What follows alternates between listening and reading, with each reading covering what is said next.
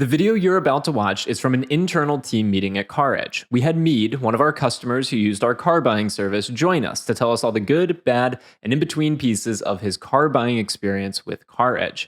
Take a listen and let us know what you think. And if you'd like to join us for one of these internal meetings, you absolutely can. You just have to be a CarEdge customer and we'll invite you to join us.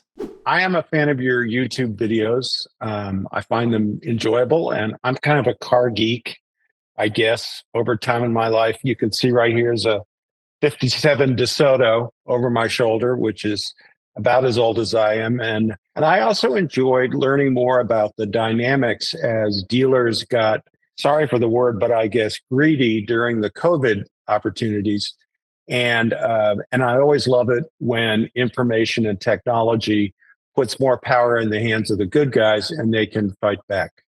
So that was the beginning of my experience to your brand. And then when things were going well for me and I figured out I would trade two cars that I had to buy one more, I thought, why not try you guys out? Because I felt like I knew you in a way. And while I love cars, I don't think I hate any process more than the usual dealer showdown where you sit and cower in a corner while some completely uncredible guy runs back and forth and I'll never forget the one where the guy was running to talk to the tower in the dealer.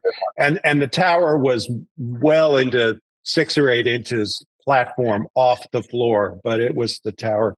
And if I never do that again, it'll be too soon. So I just thought, hey, maybe I could have some fun and take advantage of the knowledge that you guys have and end up with a great car in the process. And that's exactly what happened.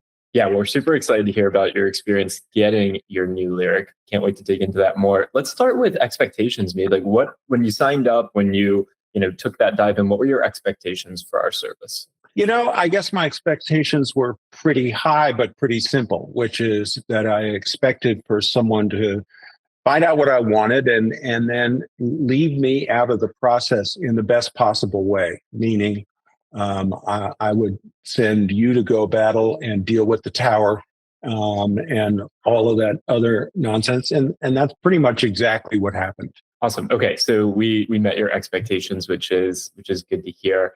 What did you like about the service? Like what went well? And then my next question will be around, areas for improvement. So like what went well? It sounds like you met your expectations. Anything else there? And then, what follow-ons coming?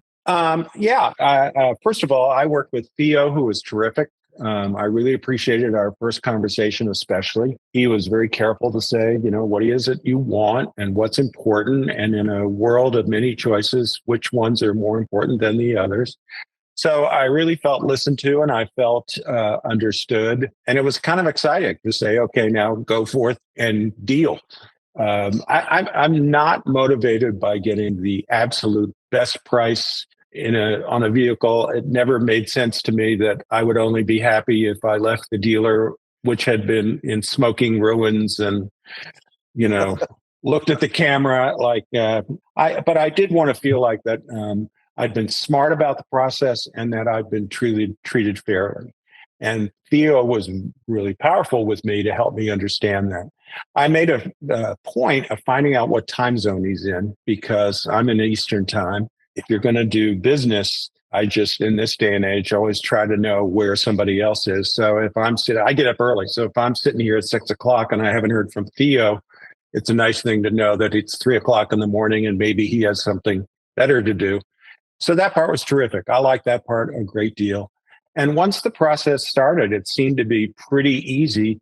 And we kept in pretty good contact. And I felt good about that too. And I got more and more excited about this car because while I'm in this process, of course, I'm online and looking at 177 videos for what a Cadillac Lyriq is all about. And by the time I was, expecting delivery, frankly, the online reputation and reviews of the car have been pretty good. Awesome.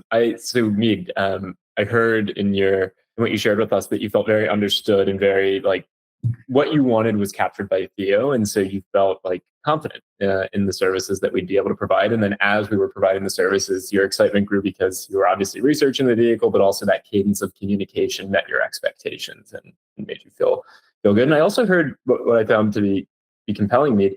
you weren't necessarily looking for bottom dollar, the dealership now has to go out of business pricing. You were looking for a fair deal, and one obviously where you didn't have to go to battle.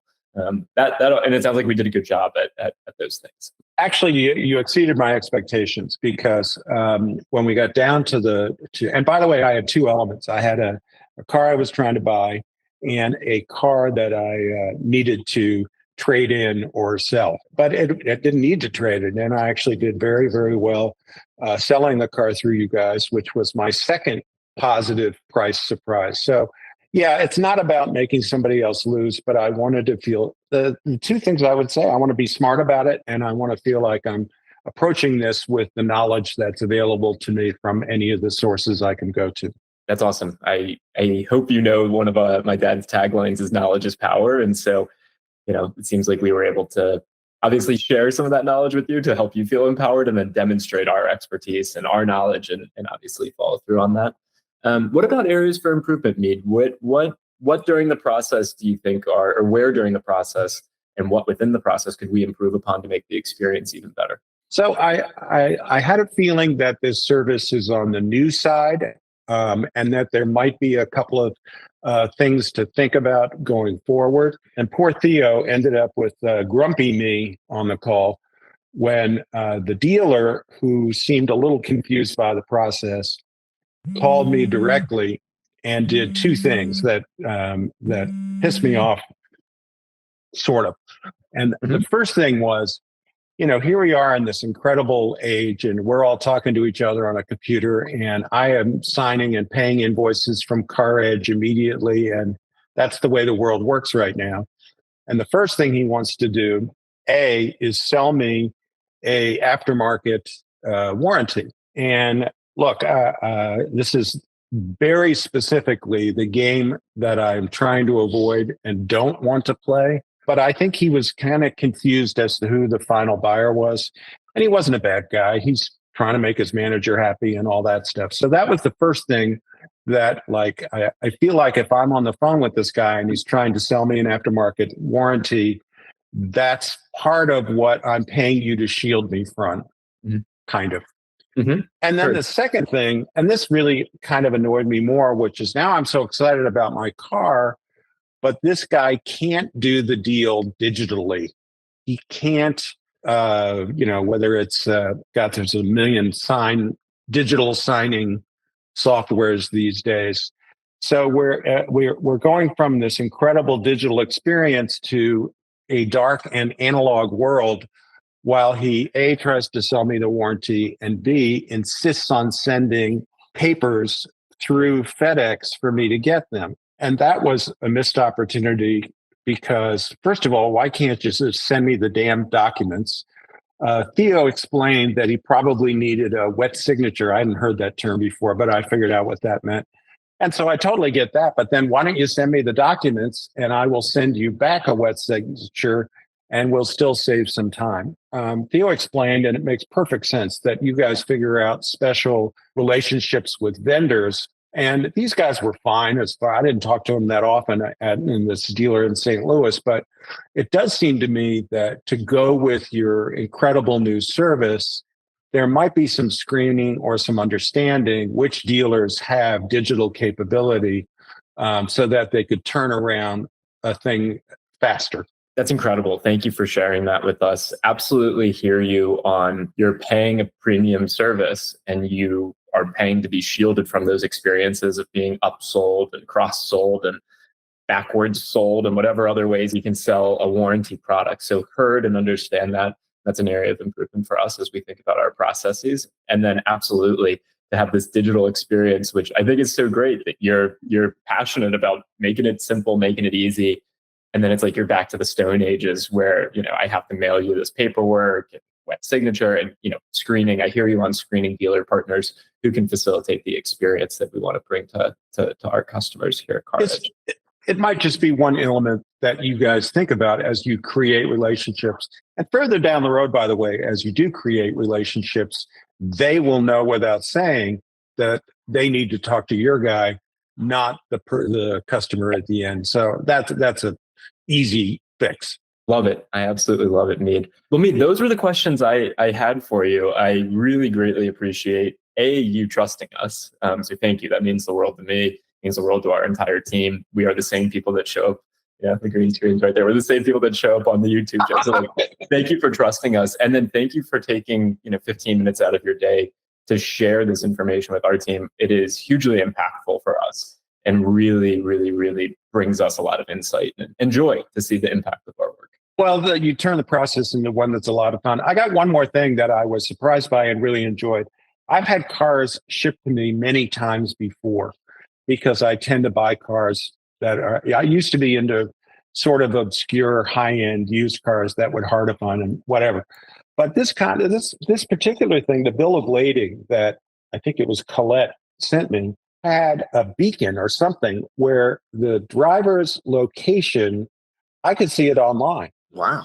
So it was fun. I saw the car be picked up from the dealer. I saw the car go to somewhere in Illinois to spend the night. I'm sure they had a good time.